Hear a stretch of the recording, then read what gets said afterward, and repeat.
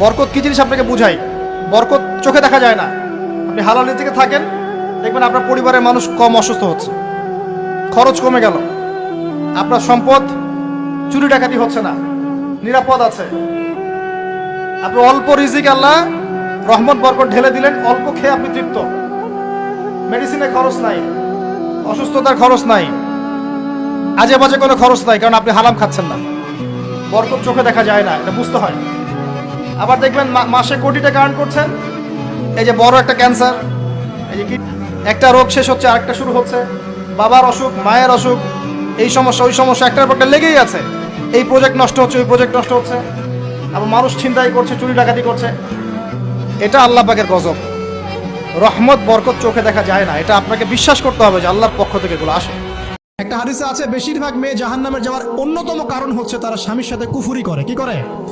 মানে সারা জীবন স্বামী ভালোবেসে যায়, ভরণ পোষণ দিয়ে যায়, সব চাহিদা পূরণ করে যায়, একদিন দেখবেন কথা কাটাকাটি হয়েছে, ওই দিন বলে বসবে যে তোমার কাছে আমি কিচ্ছু পাই নাই সারা জীবন।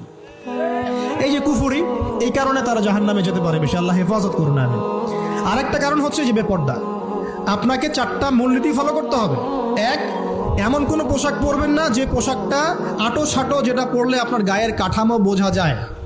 2 নম্বর, এমন পোশাক পরা যাবে না যে পোশাকটা পরলে বাহির থেকে ভিতরের অঙ্গ দেখা যায়। তারপরে 3 নম্বর, এমন পোশাক পরা যাবে না যেটা অমুসলিমদের সাথে সাদৃশ্য আছে। কথা বুঝতে পারছেন? জি, আপনাদের কি বলছি, আপনারা জিন্স পরতে পারবেন না, মেয়েদেরকে বলছি, এবং টি শার্ট পরতে পারবেন না। আপনারা ওই যে যা ইচ্ছা তাই ড্রেস পরে বলবেন যে 1000 বছরের সভ্যতা সংস্কৃতি, এসব বাজে কথা চলবে না এখানে। সামনে খাবার পাবেন না ভাই, ওষুধ পাবেন না, সামনে পৃথিবীতে সূর্যের আলো প্রবেশ করবে না। একটা নিউক্লিয়ার ওয়ারকে আপনি কি মনে করছেন? একটা সামান্য একটা ভাইরাস সারা বিশ্বকে বন্ধ করে দিল।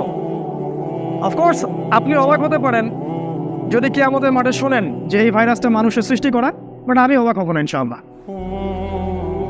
এটাতে আমার অবাক হওয়ার কিছু নাই।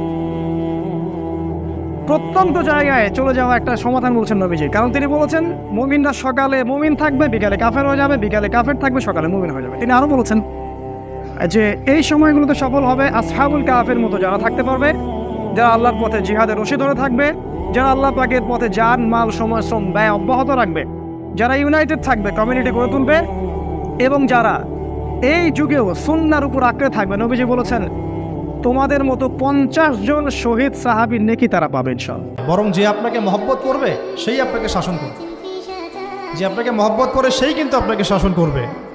যার আপনার ব্যাপারে কোনো কেয়ার নাই সে কিন্তু আপনাকে শাসন করতে আসবে। আপনি কোথায় যান, তার তো কোনো যায় আসবে না।